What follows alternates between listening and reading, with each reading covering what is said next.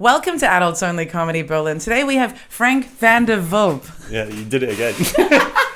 Van der Wulp. No, listen, let's move on. Van der Wulp. Frank van der Wulp. If you're searching for his Instagram, it's it's Frankie Says Relax. Yeah. That's way better. Yeah, but no one's going to search for my Instagram, so. You never know. You never know. That's true. That's true. You know, let's not tell people what to do. Yeah. But why did you add me on Instagram? Why did I add you on Instagram? Okay, I add people on Instagram that are artists, and it turned out that you're an artist. Yeah. You're also the bartender at the Wulp Comedy Club, where I run after party comedy every Sunday, and so I see you there regularly. And, right, that's the real reason, right? Yeah, it's because I see you regularly, and it was because you only found out I was an artist afterwards. Yeah. Yeah. So you do stand up. You've started doing stand up a little bit more regularly, and you are an actor, and you make music. What else do you do, Frank? Well, I'm professional at having imposter syndrome for all of those fields. I claim I do all those things, but well, no, I do. I don't know. I'm being modest. You do them. I'm being totally modest. What else do I do? But you did your first show outside of the wall with me at Doner Comedy last week, which is a moment, I guess. Yeah. Yeah. Other than shows in Amsterdam. But yeah. What else do I do? I don't know. I write. That's right. I You sleep. did poetry. Yeah. Oh, you love that, don't you? Look, I write poetry too. Yeah, but the first time I told you, you were just cringing. You know when you're watching someone who's listening to you and you can just see they have so many thoughts like boiling up that they want to get out, but they're repressing them because they know it's gonna hurt. You were completely obvious with that. You weren't hiding it very well. I don't try to hide things. You know, like if someone tells me that they're a poet, I'll be like, all right, like that's gonna reduce, you know. But the thing is, reduce? Like, finish that sentence. It's gonna reduce how much time I'm gonna spend with them. Maybe. Right. I'm not saying poets are bad. It's just or that I don't respect them. It's just in Berlin. No, the poets are good here. It's just I don't know. If you want to write poetry and put it out there in the world, that's cool. But I guess there's a lot of poetry that is not very, accessible. There's a lot of crap poetry. And there's a lot of bad poetry, exactly. Like, I think the blogging in the world started with, like, angsty people putting up their poetry, right? I mean, let's be honest, there's a lot of crap of any art form. Absolutely. Poetry, it's just harder to find the good ones, I guess. Like, it's because anything can be poetry. Whereas not, and it doesn't. There's no feedback loop. There's no reaction. So that's why anything can be poetry. So that's why there's so much. And who it's like a solid 90% of what's out there is crap. Exactly. Because it doesn't there's require. No filtering system. Yeah, it doesn't require to meet any standards or reaction. Just a little click of appreciation. Well, people will just do that to get you off stage. But I started comedy doing poetry, actually. Yeah, the first time I saw you was at a poetry thing. There was like a... Was this at an African restaurant? No. Okay, thank God, because that was bad. No, it was like an event where there was a bunch of like poetry readings. I went because a friend of mine who's he's a DOP, he was filming it. It was at like a radio place. Yes. This was Regeneration or Regenerate Festival by Refuge Worldwide, which is a online radio station. And it wasn't just poet. It was a few writers, a poet, and then a drag queen, and then me. Right. You were the first comic I've ever seen in Berlin, because this was early days, right?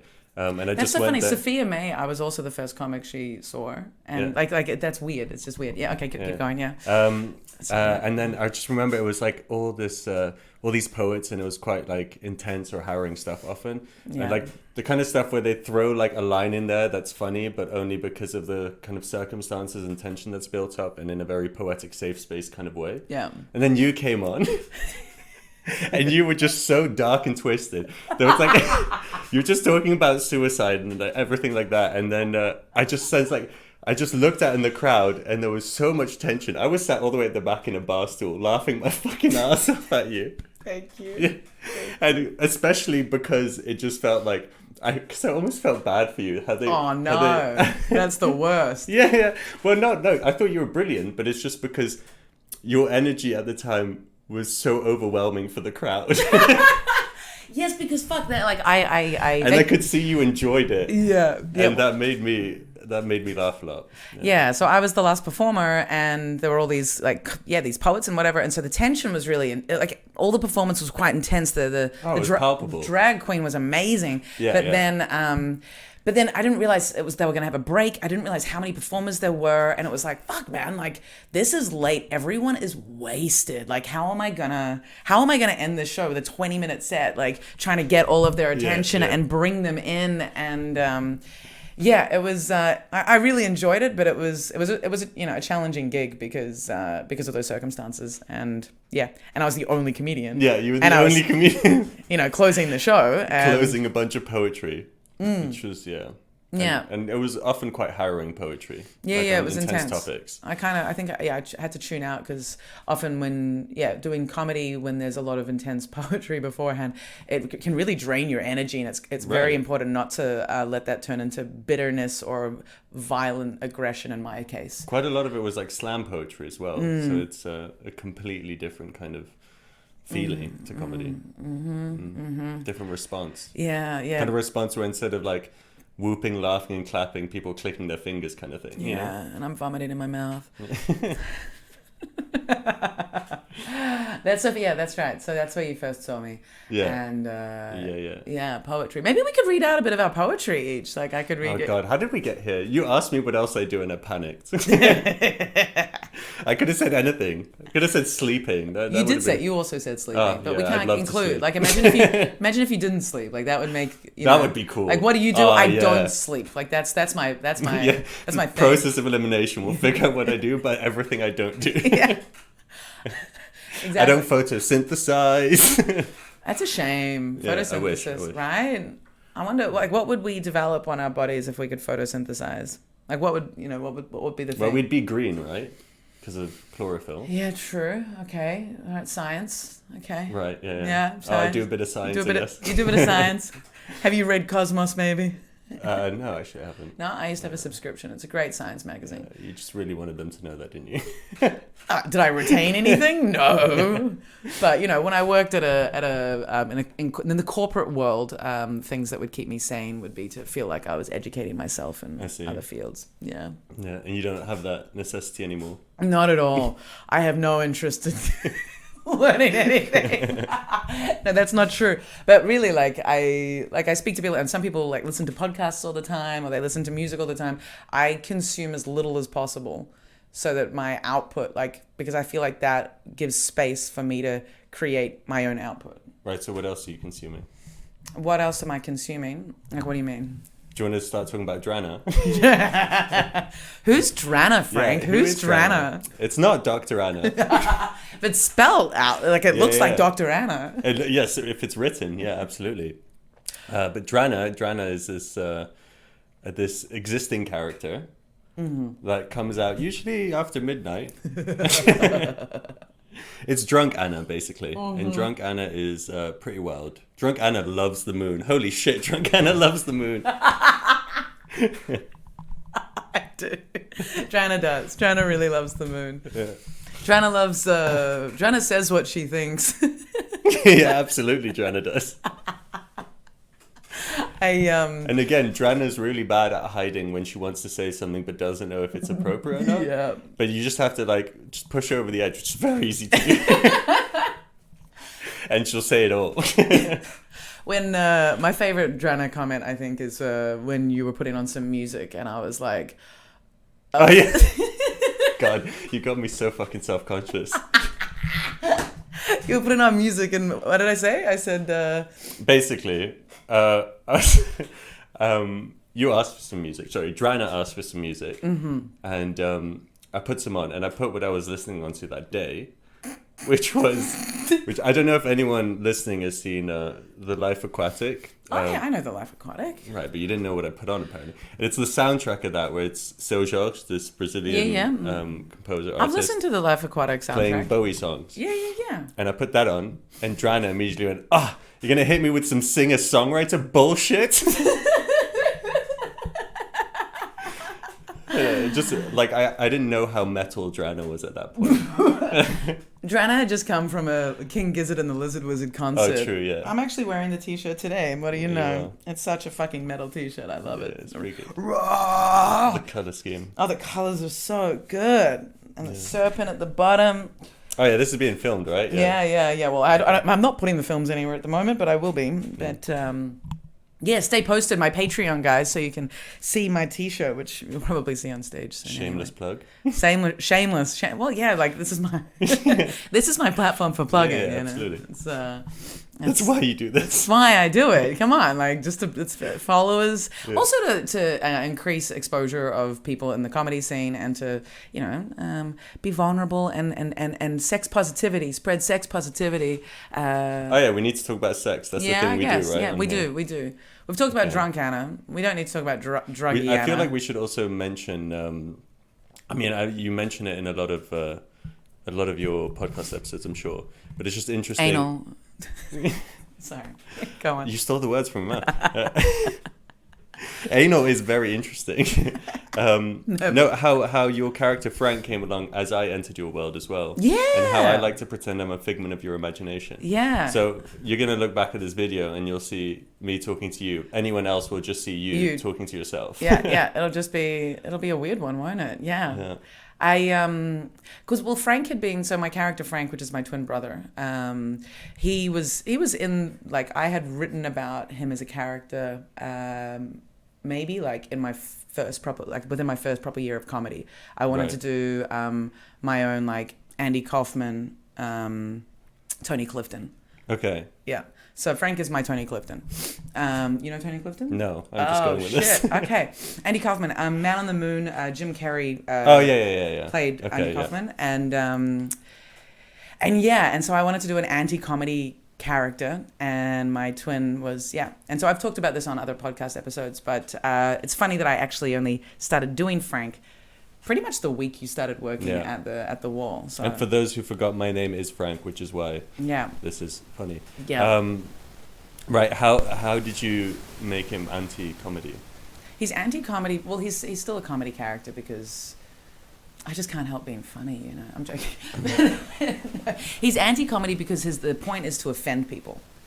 But when people get what I'm doing, then they don't get offended. But every time I do Frank, I get women or men afterwards. I get people coming up to me afterwards being like, not all men are like that. They're not all predators. I see. Or I get women being like, you can't be so misogynistic on stage. And it's like, well, do you see what I'm doing? Like, I'm channeling all the misogyny that I've ever received, and particularly misogyny that's cloaked in homosexual kind of... They just don't get it, basically. Some people don't get it, but other people are just like... A lot of people really like it because it's doing... Yeah, and it's also... Once they realize... I'm quite a convincing man, so also some people don't realize that it's me.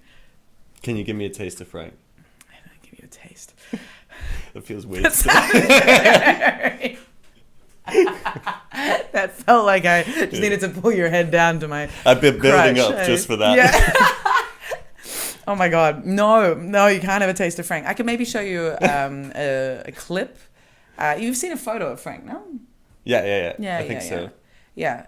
He chants it's like a fucking, like a Hulk Hogan stash kind of thing. Nah, it's not that big. No, that's Barry. That's from my TikTok. No. Frank has got quite a thin moustache. And then he wears a cap. Yeah. He doesn't wear glasses. Yeah. And he's got a huge dick. And does he have a... Yeah, he does. Yeah, he does. He's massive cock. Oh my God. Yeah. We're so alike. Yeah. What was I going to ask? Does he have an accent?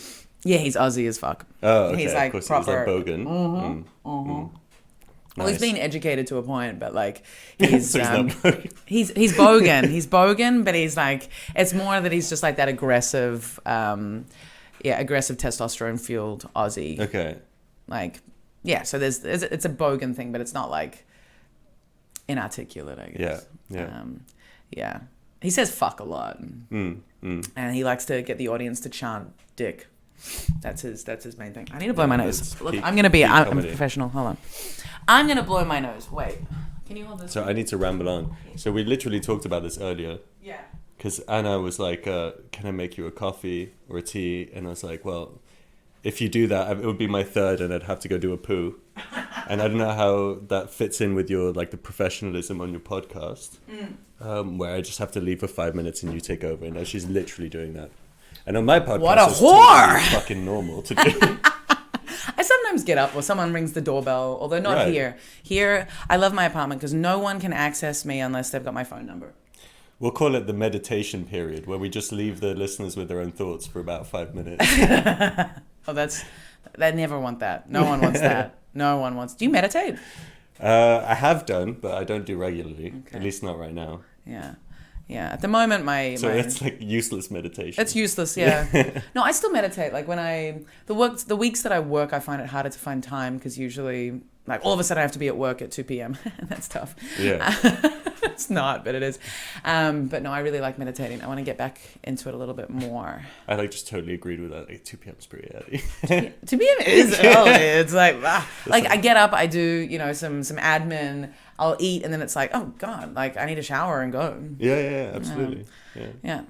But It says a lot about us, doesn't it? it does. That's it. Summer lifestyle in Berlin. It's like. Yeah, totally just summer. Yeah. Yeah. Okay, so what about Holland? So we talked about Frank, but then is there anything like sex? Like we started going there. Yeah, no. You said what anal is was sex? interesting. You said anal was interesting. I don't believe you. No, I've never done anal. You've never done anal. No, given nor Received. Okay. Yeah, it's not something I've been inclined to ask someone to receive or give to, and I haven't been asked to do it to them, and so I'm like, well, yeah. Okay. So why would I push for it then? Well, yeah. Well, if you Just for this podcast. some people, just so I had something to say about it now. some people push for it. Some people are obsessed with it. Some people Yeah, are but like I don't have that inclination, right? Hmm? I don't have that inclination. Yeah. Exactly. Like, I don't see it as a necessary box to tick off or something. You know the stages of childhood development of fixations according to Freud? Yeah. So there's like the oral fixation, the anal fixation. What are there other fixations? The others don't matter. The other earlobe fixation, elbow. Are there others? Your uncle's penis. Yeah. That's a. Ooh. Like my genitals reacted to genitals is a weird thing to say for a vagina. Reacted. Genitals isn't genitals a bit odd for a vagina? Like it implies that I've got like little vagina balls. For some reason, the word genitals makes me think of jellyfish, which is also an odd image to have. It's like jellyfish. Yeah, like jellyfish down there. It's the right texture though, I think, for like a jellyfish texture is kind of what you want the genital texture to be like when it's not excited, like just soft and like Rubbery, like jelly, like cool. Have you handled many jellyfish? No. You know they can kill you, right? Well, so can genitals. Actually, HIV is very treatable these days. It's true. Like it was so great when I went for my STD test recently. The guy was just so reassuring. He's like, no matter which of all of the diseases you probably have, they're all completely treatable. Did he say that before you got your results? Because that's worrying. Yeah. Oh, God. He's like, everything that you might have. I've got the answers here, and it's like one of those scrolls that drops to the ground. No. They Whatever happens next. They give you your results via a QR code, and it's online. Yeah. As in, like, they won't tell you. I would have loved to have a scroll. Right. And they won't even give you, if you've got something online, it'll say, like, you need to call and come in. But if you're all negative, it's just like, and you're all healthy. All your results were normal. I would love that job. To become like a town crier who just reads people's STD results via scroll in Alexanderplatz or something, you know? And everyone needs to come at noon on like a certain day. The dishonorable. Yeah. Frank Barros is charged with having syphilis on counts. Yeah, I can see it. Have a little box. No, but the STDs are all very treatable. It was very reassuring. I've never had someone at an STD place like be so like, look, whatever you got, we're going to be able to handle it here. We've got all of the medication. We can like, everything is treatable. I was like, wow. It's never felt like that before. It's always felt like, this is kind of life and death. Really? Yeah. I've never felt that. I was so very lucky. I've never had an STD. Yeah, I guess you're lucky. I've dodged a lot somehow. Yeah, it's condoms. Just they're pretty good for They're pretty good. The last 2 years though, I didn't have a test until like 2 weeks ago, and you know I'm starting to doubt science because it's insane that I don't have anything. It's insane. Well, I thought you meant like ever, or just in the last like 2 weeks. The last 2 years. It's like okay. I didn't get tested. I hadn't been tested since April 2020. Okay. And yeah. What do? Do you make out with public toilets? Yeah. No, like condoms break. Number one.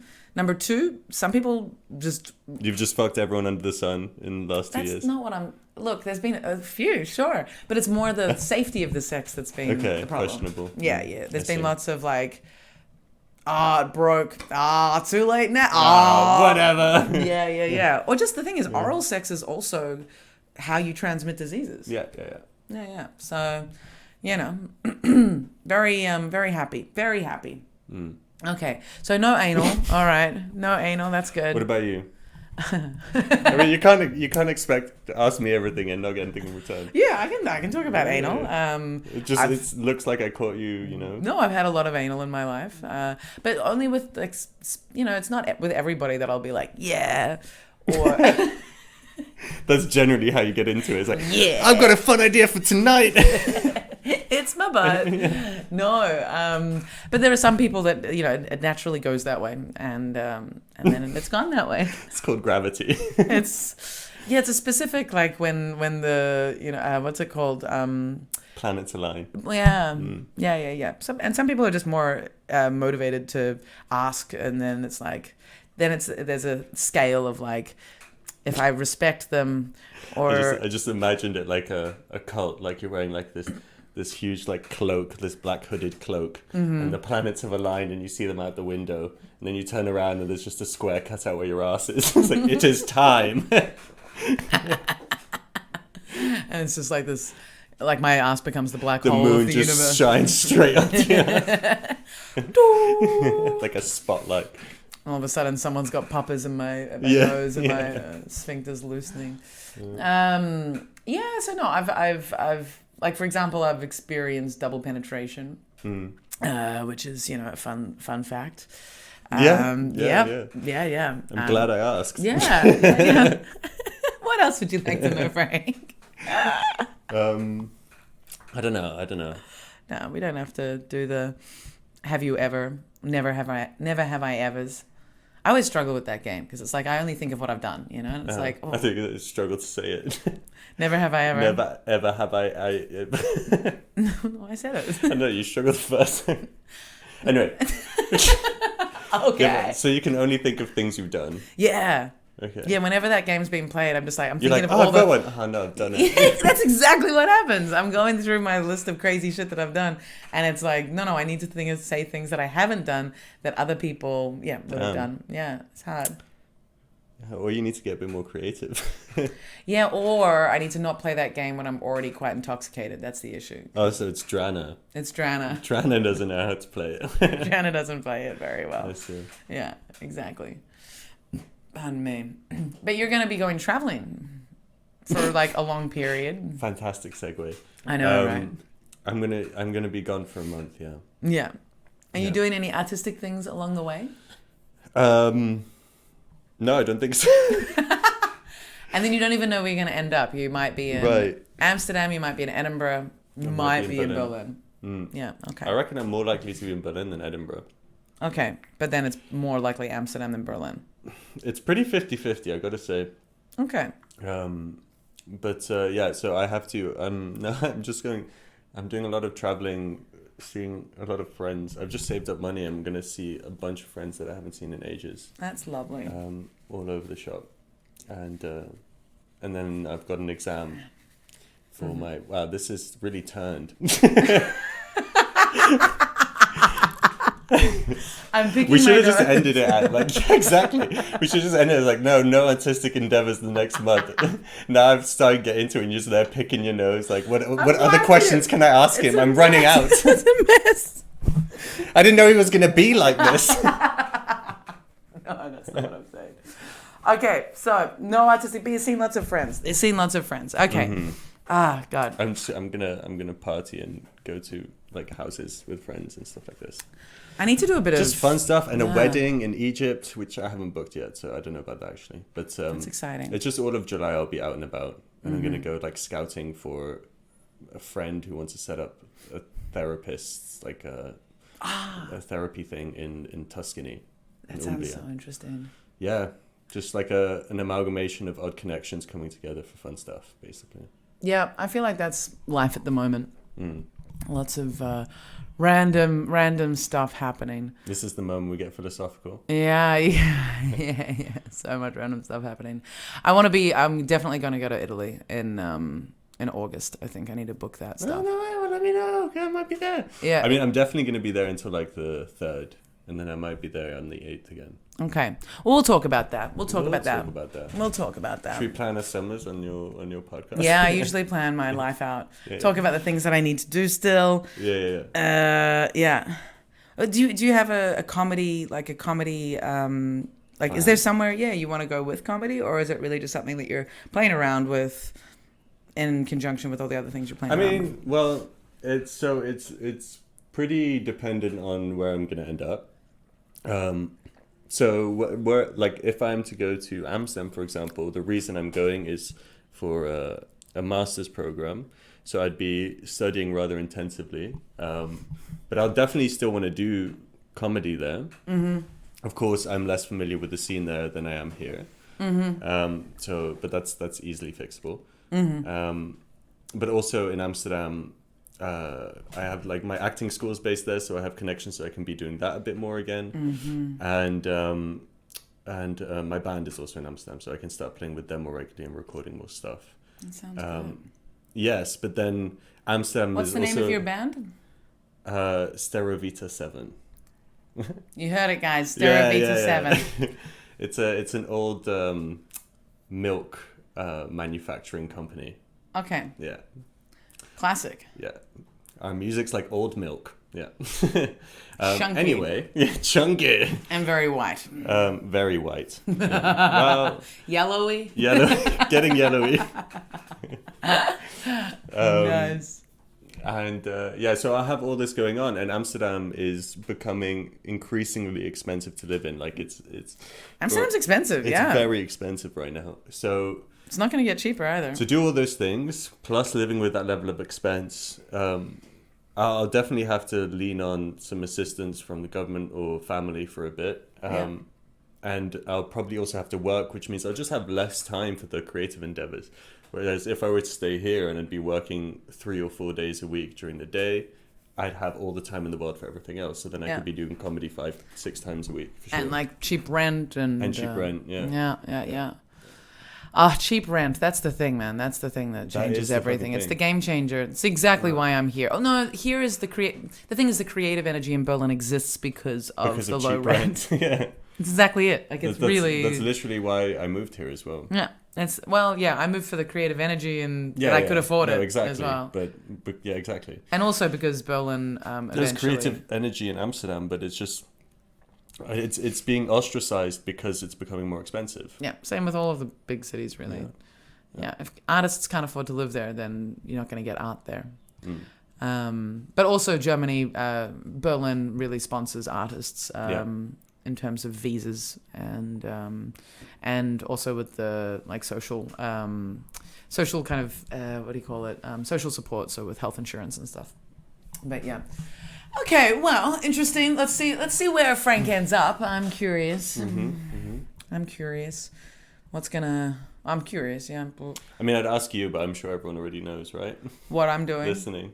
Yeah, I'm staying here and touring and Touring.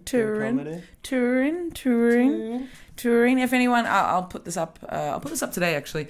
So if anyone is going to be in Amsterdam that doesn't already even follow my Instagram, I'll be in Amsterdam on the 23rd and the 24th and the 25th of June, doing shows with Boom Chicago, and then also with another comedian called Luana Mate. So check that out, and then I'll be in Köln on the 26th doing a German show.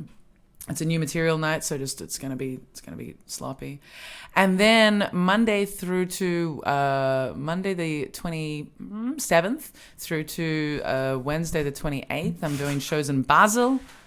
And then you can check out my show in Zurich on the 29th. So I'm actually going on tour finally and getting paid for it. And it's very exciting. Yes. Fun times. Yeah. And maybe Italy.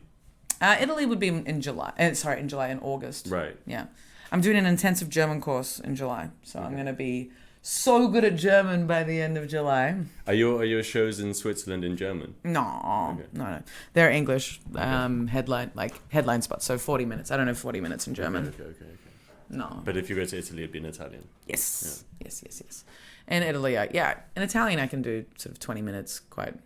I'm more comfortable with Italian because it's... Than German? Yeah, because Really? grammatically I'm way more firmly educated, whereas German I have learned on the street. And so like my dialect, Street German.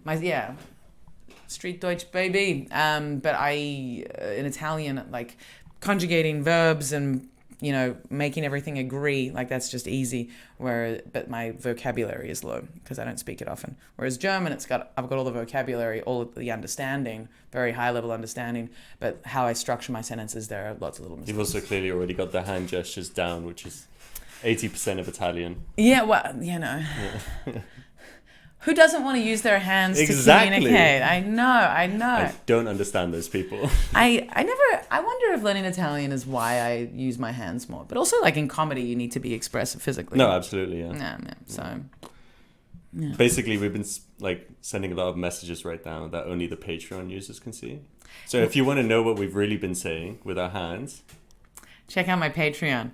Oh yeah, I'm gonna be working on that tomorrow. Uploading all the videos. I've got a video from every podcast this year, so I need to get them up. I should get paid back for that plug. Yeah, well, let's see. You should get paid for that. I've given you water. Pure water. Pure water. What is it? It comes with the house for free. Who are some of your favorite comedians? Some of my favorite comedians. Yeah. Varies quite a lot. I grew up with the English scene big time. And to be honest, I have not been watching much stand-up because I work at a comedy club as well. So I'm pretty saturated, overexposed to it. Even though it's very different to watch a special than it is to just work at a club and see sort of 5 to 20 minute spots or some hours, but I'd say a couple of my favorites are James Acaster. Right now. Yeah, that I can see. And my chairs are so loud. They are so loud. So loud. I know they didn't used to be this loud. They've become really creaky. Yeah. Anyway, and also I'd say Daniel Sloss, I guess. Okay, I still haven't watched any Daniel Sloss. Yeah, I really like his format and his work. Okay. Those two are my two favorites. I will check him out. He was recently here, wasn't he? Yeah. Yeah. I already saw that show, so I didn't go. Okay, yeah, I don't know anything about him, so, but yeah, It's good. It's good. Yeah, his format is pretty interesting. Like how? It's there's some other, Hannah Gadsby does something similar as well. Okay, so it's quite meta. No, it's sort of like well, I haven't seen all of, I'm thinking specifically of Nanette, where it's like hers is a bit more intense, but he does of a 90-minute set. He does the first 3/4 is comedy and building up to something, and the last 15 minutes is in more of an intense TED talk about a topic that he feels needs addressing. That has come about his life recently. And much like in Nanette, that's also just like at the end she hits you with some real hard shit, you know, and it just leaves you there like kind of like, holy fuck, what's going on, you know. And he does that very well as well. Except his latest show that he just did, that he came to Berlin for, that I saw in Amsterdam before, that is less that format. That's just jokes all the way through, you know? Okay, nice. But I spoke to him afterwards, and he said he casual didn't like that. casual little. I hung out with David Sloss. I just met him afterwards behind the fucking venue. Okay. Cool. And yeah, because you just go there and smoke spliff with him afterwards. He does that with people. Nice. And he was saying, I don't know if like this is a fucking podcast. I don't know if I can say anything that he's been saying. Anyway. Whatever, like you could say. He was saying what I remember. What I remember is that he prefers to do the other format, where it's like the more intense 3/4 comedy building up to something more intense at the end, which I value a lot in comedy, because I see comedy as one of the most fucking powerful tools in language, in the sense that it really it makes the listener vulnerable, the audience, through laughter. And there's like two powerful ways to incite vulnerability, and that's through fear and laughter, I think. And I guess maybe lust as well, but two of those three are, you know, one's very unethical. The other could be on the edge, you know, depends on the age difference, I suppose. And, not a problem for you, perhaps. And laughter is the easy, safe, funny go-to one, you know? And but you can really use that to... but laughter's the harder one to... requires more skill to I don't know if it's the harder one. I think it's pretty hard to make people afraid, and to make people, like a crowd of people, like imagine like a 80 person venue, to make them all horny would be pretty difficult, I think. Well, I guess, I don't know. Anyway, but the point is, it incites this vulnerability, which can lower their guards, and then they're more receptive, they listen better, and they trust you. So they kind of take in what you say, and which is what you don't get that with fear. Well, you do, but in a different way. You don't get trust, but you get people listening and taking in what you say, because, you know. But they're not going to stay with you. Like, as in terms of, okay, it doesn't have to be a competition between the three, but just thinking about the power of making people laugh and like lean in and really listen. Oh, yeah. As, you know, it's got a much greater staying power, whereas getting people like screaming at people and inciting fear, you know, it's just, if anything, people are going to withdraw. No, I'm not saying that fear is good for that. I'm just saying fear was good for inciting vulnerability. Yeah, for sure. But how you handle that vulnerability through comedy, you can make it a powerful tool. Like for messaging. For sure. So I always value that when that's done in specials, because I think like that's a lot of that's one huge aspect of comedy that sometimes just doesn't get addressed. You know. So that's definitely why I do comedy, because it's a vehicle. Yeah. It's a vehicle for messaging, and to educate sounds patronizing, but it's a messaging tool that really brings people together and makes people feel better. And I think comedy that doesn't have that messaging can be a little bit disappointing, and I'm less inclined. Fucking great, for sure, like absurdist fun, and fun, for sure. But often, you know, when you see comedians that have a lot of following that don't use that platform for good. I would say someone like, I don't know, I haven't seen him recently, but there are some comedians that have a huge following, but then say some sloppy things that are just lazy and that are actually kind of hurtful. And it's like, it's that. Okay, but that's different. That's misusing the power that you have. Right. Yeah. That's different. But I mean, I don't think you need to, you don't need to bring forward an important moral message. No, you don't. And not be doing good with your comedy. Just making people laugh is already doing good. Totally. No. I'm not sorry. Yeah, I'm not saying that comedy needs to have a message. No, but I sometimes, think if done effectively, it just adds a whole layer. But then you have to do it effectively, otherwise it backfires big time, and you just... Oh, well, doing that's the right. opposite. Yeah. You've seen Simon Amstel or not? Yeah. Brilliant. I love his vulnerability. He's very, very That's good. like, yes. And Tara Kilbride and I have been Melbourne, talking. actually. I used to him in Melbourne. Tara Kilbride and I have been talking a lot more about getting really properly vulnerable on stage. And so I've started writing some bits about my alcoholic father and some other things. Then again, that's another tool to incite vulnerability, is through being vulnerable yourself and being relatable. That's really it, yeah. It's not always relatable, but just showing your own vulnerability. Yeah, but doing that within Makes people trust you. Within the space where they can laugh as well, and you're breaking the tension. And then you can stab them in the back. It shouldn't be when they least expect it. Yeah, it shouldn't just be trauma dumping to get trust and vulnerability. I have no time for that, and that's, I suppose, where the criticism of poetry comes in, because it can just be trauma dumping as opposed to, actually working with it to create something that shows a process and shows learning or growth, or bringing people in. Yeah, but I think a lot of the shit poetry is also stuff that tries to develop trauma into some kind of moral message that's just fucking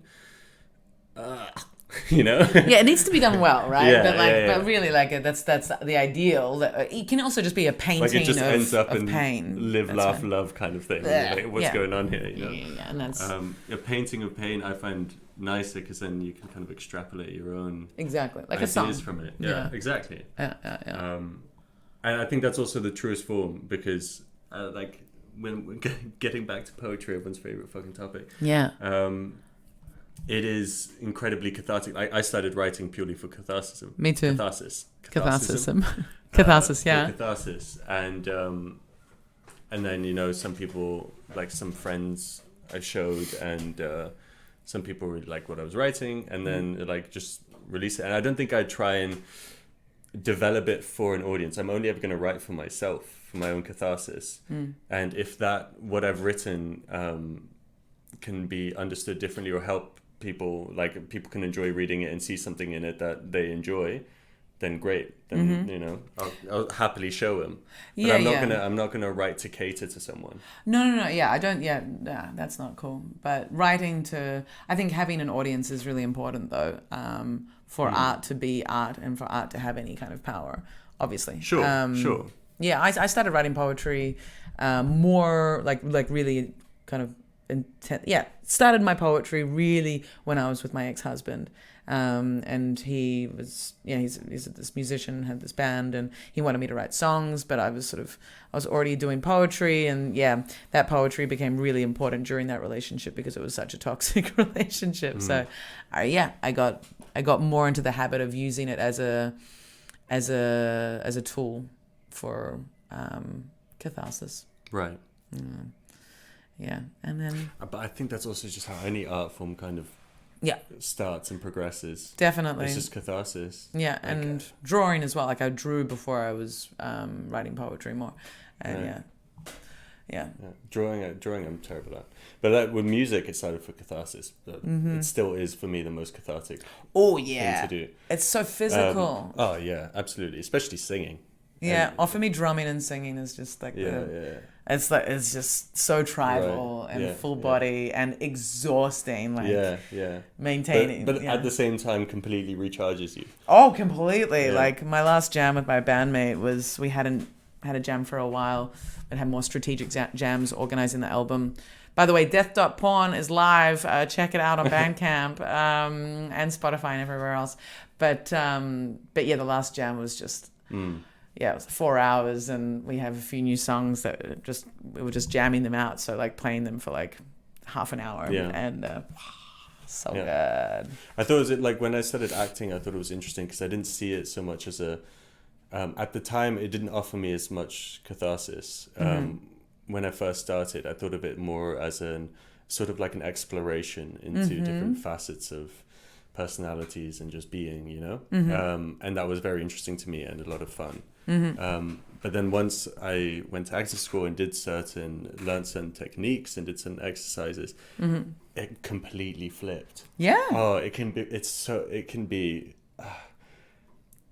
dangerously cathartic. Doing how dangerous? Like how doing exercises where because you have to. for certain techniques, for example, I learned a Lee Strasberg method, which is like a version of method acting.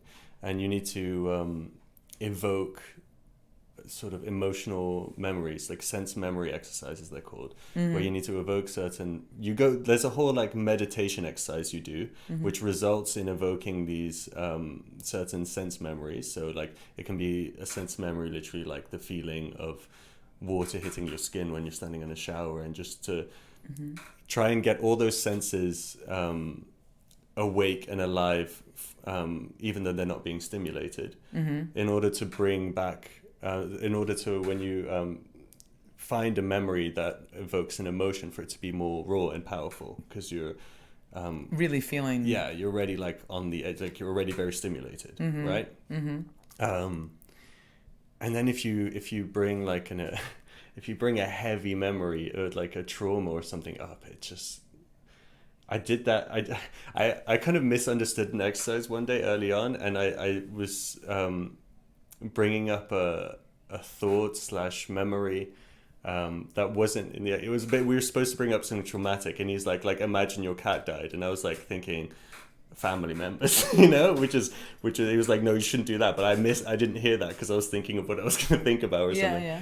And I was just like sort of shaking for 3 days afterwards, because it was just the kind of exercise we had to do, where we had to like really manifest and picture it in front of us, and then scream and cry to this person in front of a huge group of people. And it was, I don't know, it was so overwhelming. And so he it was sounds like a cult. Acting is kind of like a cult, like acting. Acting. So he was like, only evoke a memory of death of a pet. Do not. No, not make only it death of a pet, but that was his example. But like, if it's not a human, then what other kind of trauma, like? Well, basically like shame nothing. Or it was nothing grief? Like super traumatic. Find a middle ground kind of thing. Don't go something that's like, gonna push you over the edge, and you'll need a therapist afterwards, basically. And that sounds like actors should have therapists anyway, just like therapists should have therapists. Yeah. Well, everyone should have therapists. Yeah, that's true.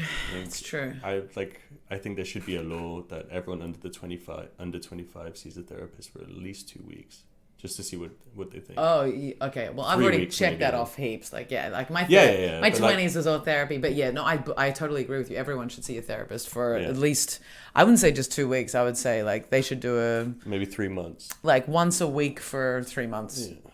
Yeah, that should be. Yeah. Just like anyone who has 2 children. weeks in total sessions. Anyone who wants to have kids should also, have to do some kind of training. That's not like a birthing training. That's like a parenting training. They should also go to therapy. just become better people, basically. Please, some self-awareness. Yeah, Jesus. God. Christ. Jesus. Yeah. Do it for us. Right? Do it we have to be around you. Yeah. When was the last time you were seeing a therapist? You seen a therapist in Berlin? No, not in Berlin. I've been, I was contacting a bunch of therapists like a couple months ago now, in Amsterdam, because I'm still not like registered in Berlin, and I don't think I ever will be. Okay. Unless I end up staying, then I'll have to for sure. Okay. But yeah. As where I am now, I'm still like living in the Netherlands, basically. Okay. Yeah. Oh, that's cool. A lot of Europeans do that. Right. I hope this doesn't. I don't think it land will. Me into hot water. No, I think you'll be okay. Yeah, it's only been 3 months, so it's fine. And what was I saying? Right. So I contacted a bunch of therapists in the Netherlands because I have Dutch health insurance, and it's fucking impossible to find one. Like, because the ones that are covered by my insurance, I called about 30. Only 2 answered. Most of them had voicemails saying, if you're under 18, it's a 6-month waiting list. If you're not, then you can't get a slot. That's insane. Then 2 answered. One was a wrong number that's just wrong on Google. Amazing. And the other was a woman. She was like, "Oh, I'm actually retiring next week. I'm not taking any more clients on." Thanks for giving me the courtesy, though, of calling me back. You're the only one and you're retiring. You would have been the good one. You would have been I don't know. One then later called because I left voicemails on all of them, of course. And so I can't take any more on board, but there's a new therapist joining this like whole practice in a couple of weeks, and they won't have any clients, so you can here's their number, try them in a couple of weeks. So I did. I got through to them. We had like an intake call. It was nice, and then afterwards they were like, "Oh, it was really nice to speak to you and hear about all your problems. However, I think what you need is like long-term therapy." Basically, she basically said, "You need more help than I can offer." And I'm like, great, what now? You know, it's just like, here are some more people that maybe you could try. So basically, free public healthcare is kind of a hoax because it's unavailable. So I got to find something private. Yeah. I think that's where I'm at now, but I just haven't gotten around to it now over the last month. But I've also been in a really good place because I'm taking antidepressants, and it's summer. So, you know, that changes a lot. It helps. Yeah. It helps. I think this year I do need to, I've mentioned this on the pod before. I don't think I need to repeat it, but yeah, there's a few more recent traumas that I should probably look at. And there's a few things that I see getting triggered that I'm like, oh, okay. But I want to do like a Zoom, have a Zoom therapist. We were talking about that the other day. Yeah, I want a Zoom therapist, just like an hour a week. I also want a Zoom therapist. Yeah. I don't have the preferably Eastern European, so it's like €20 an hour, and I'm joking, but okay, yeah, it's also because I don't have the discipline to go anywhere and see someone. Like, it's just so easy if it's Zoom. Exactly. On your way to work on your phone, around a bunch of people in the train. No, but like nice to not have to go out in order to see the therapist. No, that's true. And have the commute and you would build up trust quicker if you can see them. You do. Although that said, if you feel like you just need this person, I don't know. I've seen so many therapists in my life that I don't know. Not so many, but like building up trust. It's like this is what I'm here to. I suppose building up trust is only achieved by time together, and I don't think in person necessarily changes it. I think and also like their reactions to what's happening, how they guide you. I think that's in also your more process. of a necessity if you're like, you know, just like late teens, early 20s kind of thing, and you don't trust the process. If you don't, trust the or process, you're just also you're a bit more clueless of your own identity and your own position within your traumas and stuff like that. Yeah, for sure. Whereas when you're older, you kind of have more of a understanding also of just general professionalism and relationships between professionals. So then you're just like, well, this is your job. I'm paying you. Here, I'm laying everything out. Do your magic kind of thing. Even though that's not how therapy works. That's more of a I don't know. You just you can kind of dissociate between the two a bit. My favorite type of therapy is sandplay, and so actually I don't think I can do this with Zoom. Sandplay. Yeah, sandplay. It sounds like something sexual. Sounds like no. It just I can imagine you just sitting in a sand pit making castles. Essentially, okay. Except that usually it's just like a small sand pit in the therapist's office, and they have like a. Oh, it's not a metaphor. Mm-mm. Okay. No, it's like legit playing with sand, but then you also have, so there's a whole process that you go through in order to engage with the sand, because the thing is every child in the world grows up playing with sand. So it's this really crazily efficient way of every connecting. Child in the world. I would say every child in the world plays with sand. Yeah? Yeah. What if you like... It could be dirt, if it's, it doesn't have to be like beach sand. Yeah, okay, true. Yeah. But like, yeah, like with the earth, with some level of sand. Inuits. Snow. Snow's kind of like sand. Yeah, but snow's not sand, Anna. Well, you can't have a snow okay, box. fine. You win. You get it? You win. All right. So. Tell me about your therapy. God damn. But it's so I'd say there are children in the world who have not played with sand, but it's a pretty strong connection for a lot of people to have had the experience of childhood sand play. And so it's a very efficient way of connecting with your inner child, but also with your subconscious, because from a really young age you kind of engaged with this form, but it's also very like Zen Buddhism also uses it. Like it's a very it's extremely tactile. It's something that's meditative, and what you do is you play with the sand first, and then you the therapist has like a bunch of bits of fabric, figurines, like little like plastic houses, or like just animals. How did you discover this?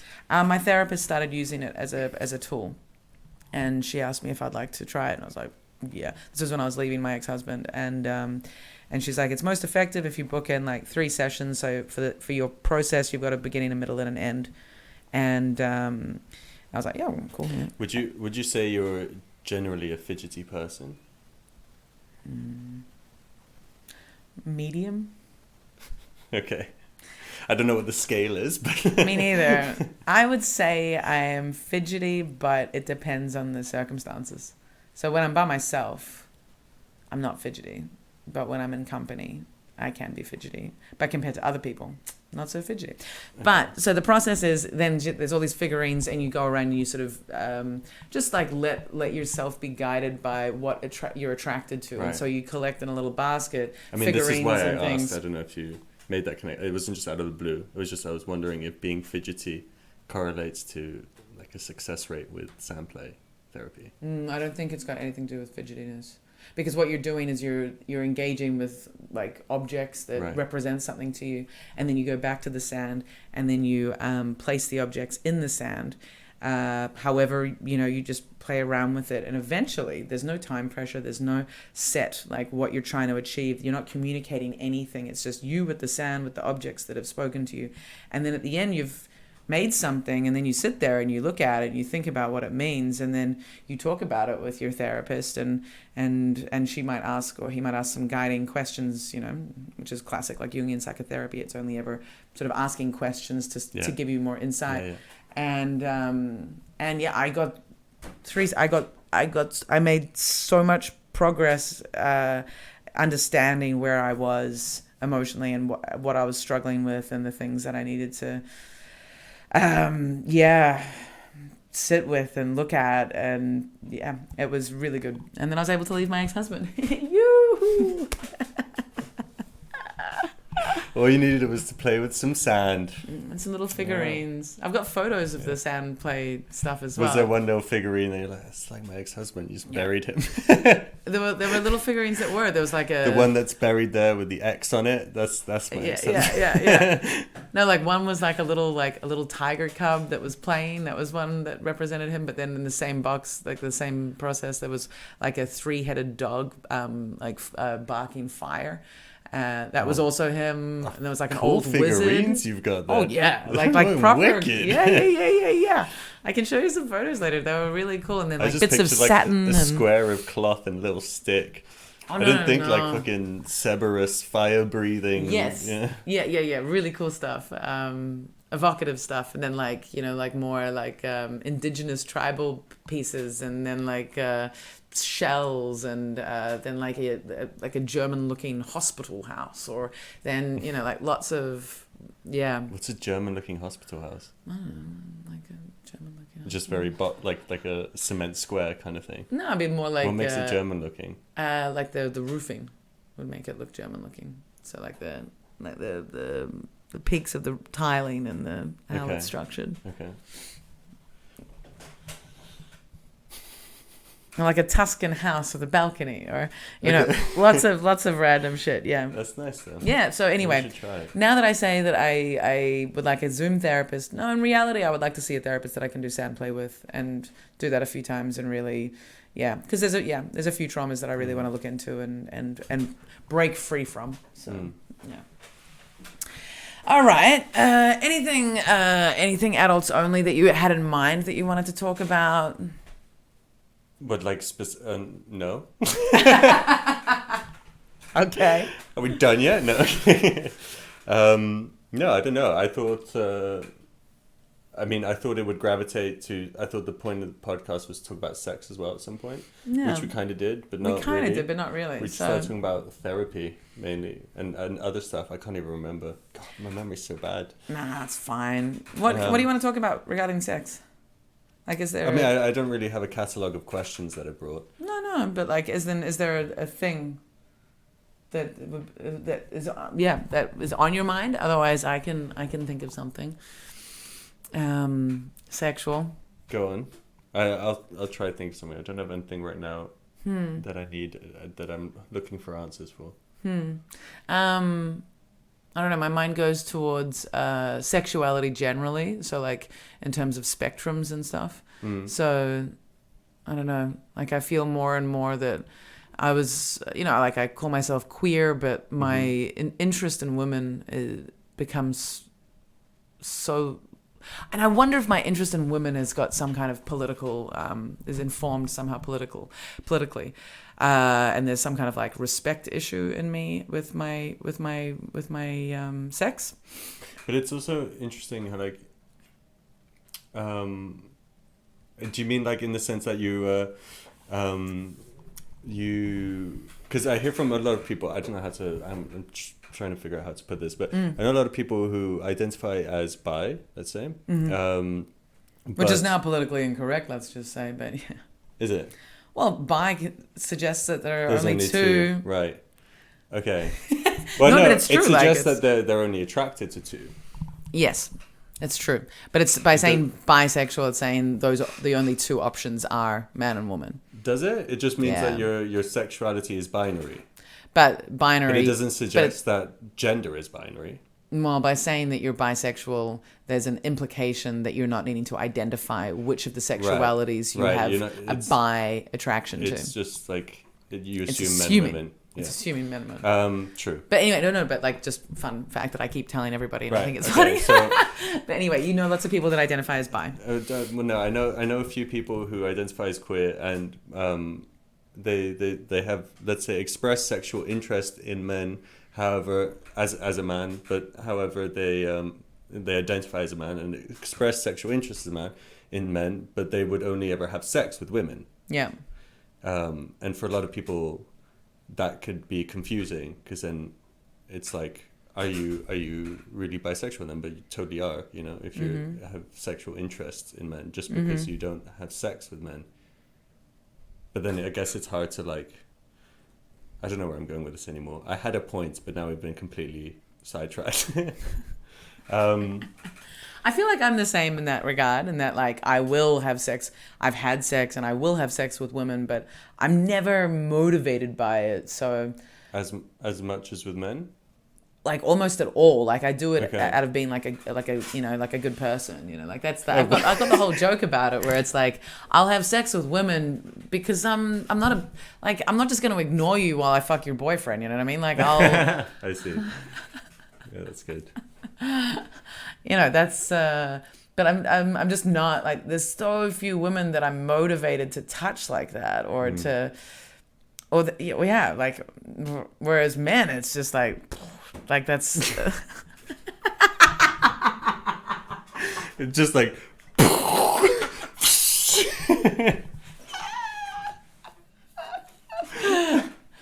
I think I nailed how I feel about men right there. Yeah. I get you. Yeah. Yeah. No, I don't know. I'm kind of under the opinion of like I mean, that all of sexuality is kind of just like a construct, and that everyone's queer to an extent, Right. Like, yeah, I mean, unless they have prejudice. Right, unless they have prejudice. Yeah, and then they're like, no, man, no. It's like, okay, if you're worried about being considered interested in your sex, then you got issues. Like it's cool. Like there might be the right guy out there. Who, for you, Mister, who's not. Who's I mean, scared. all of it is just like. But do you think maybe where you were going with the bisexual thing, and that it's confusing for women when men express an interest in sex with men, but then don't do it? Maybe I'm wondering. Maybe what you were thinking is that it's that it can create insecurity in people when they don't understand your sexuality, or like some women are prejudiced against men who say that they're bi. Because they're like, oh well, he likes men, so like I feel threatened by that, or I don't know. No, I think I would think I was going to tie that into with this idea of everyone's queer to an extent, you know? And that was kind of like, I don't know why that's what I chose to lead into it with, but I noticed that as something that has recurred a few times of people feeling that way, that they feel bisexual, queer, but then they only have sex with one gender, but that doesn't make them not queer. And that's why I'm saying that everyone, I think everyone is queer to an extent. And like, if you have sex with, let's say, a different gender, then that doesn't like you shouldn't be labeled differently just for, I don't know, like you just basically what I'm saying, I think it's all a construct, and like I don't see the point of labeling, except like the problem is people hold prejudices, and I also want to fully support people who are completely oppressed by the people who hold prejudice, and then to kind of strengthen their label, quote unquote, could change that. So in some cases, for a power shift almost, I see the importance, but ultimately I think it's all kind of construct and all just kind of bullshit, and we should all just stop needing labels to identify ourselves. Yeah. The issue is labels. Just do what you want. Just fucking do what you want, and it's fine. The issue is like labels. As long as there's consent, that's it. Yeah. The issue is that labels help give power to the oppressed, but then those labels are then used as tools of oppression. And also, it just helps with efficiency somehow. It does. It's like, where are you from? Exactly. You know. Who do you fuck? It's so interesting that we're so humans are so fucking focused on what we do with our genitals. If you just assume everyone's straight, it feels like there's less of a barrier for you. You know, if you're meeting someone, you don't need to like. If you assume that everyone's straight, right? Like, let's say you're in a community where you just assume everyone's straight and everyone is cis male, cis female, right? Then it's just easy. It becomes easier, more efficient as a man or a woman to be like, okay, then this is the group of people who I can be interested in and will be interested in me. Okay. Right? Well, so in that's what I mean by efficiency. But like, that's a lot of bullshit, because you're being efficiently wrong half the time, you know? And on top of that, just because someone has the matching sexuality that you're into doesn't mean they're available to you. Exactly. Yeah. So like these labels are but that's only, again like another thing, you know? And that's why I feel like these labels also are, the idea is to make things more efficient, but they're working against themselves. Yeah, totally. And the thing, I think like the number of times you're at a nightclub, or you know, you're out and you're attracted to someone and they're attracted to you, like none of the conversation is necessary. Like it's going to be clear that person, like the attraction. Sucks. The amount of times you're just out and you just like have that hot stare with someone, and then you go back and fuck. Like that's like an everyday occurrence for people. Yeah, no. You Skuxx. Skuxx being a Kiwi word apparently. Yeah. To mean I'm really trying to drill this into Anna. Promiscuous. And also teach her the word Skuxx. Skuxx. Nice. Skuxx is, I learned it from my Kiwi friend. S-C-O or U-X? S-K-U-X. Skuxx, okay. Skuxx, as cool as a word can be. Yeah, you know? yeah, Skuxx. And it's to slut out. And to be a slut. Like if you're a Skuxx, then you're Skuxxing. But it's a very loose term. It's like, you know, you can be like, who are you Skuxxing tonight? To be like, who have you got your eyes on that you want to go for? Who are you Skuxxing? Or it'd be like, I Skuxxed last night, you know? I think it is a very me word. Yeah. Meaning like, you're a bit, just like you're a bit of a player maybe, you know? Like you're just very, very flirty. You're planning to go home with someone, you know? But then also just anything, like if anyone mentions, like just now you're like, oh yeah, I get hit on all the time and I hit on people all the time and I'm very successful in love. I didn't say I'm very successful. You didn't say that, but like you could have insinuated that, so I made the joke calling you a Skuxx, you know? Yeah, for sure. Yeah, but going back to the labels thing. I just made one for you. Yeah. My label is Skuxx. Pronouns. Skuxx. She, her Skuxx. She, her Skuxx. Exactly. And the thing is, like for example, our last little bit on the labels thing is that I find that the queer community, or the outwardly identifying, this is my identity, and it's so important that people understand this is my identity. I'm talking about lesbians and and bisexual women, and basically people who are like queer activists who really, like, it's a big part of their identity. Yeah, that's important. They and it's great that there are activists out there, but they also use labels as a way to discriminate. So like I remember coming home to my my housemates that were very much of that community, and I was like, oh yeah, I did a queer show tonight, and they're like, you're not queer, and I'm like, excuse me, like, how dare you tell me what how I identify my sexuality?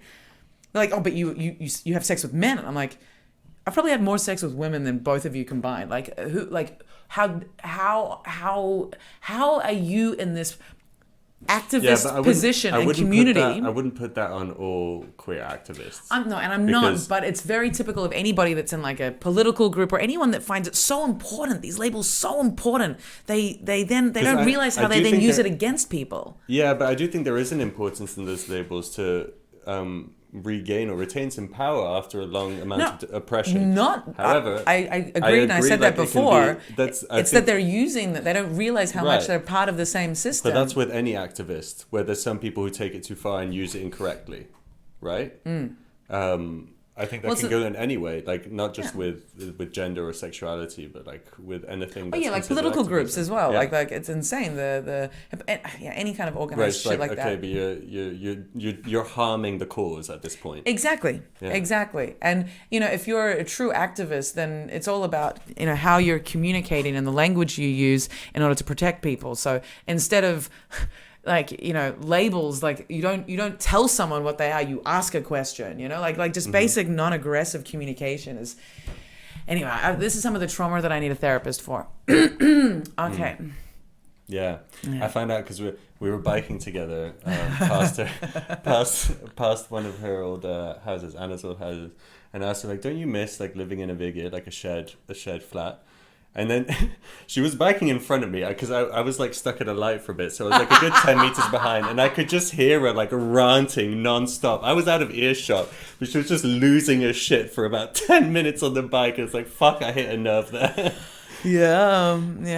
So maybe you do need some therapy. I do. It's just I kind of resent, it's like, it's that thing where, it's you resent the fact that it's caused damage, because it's like,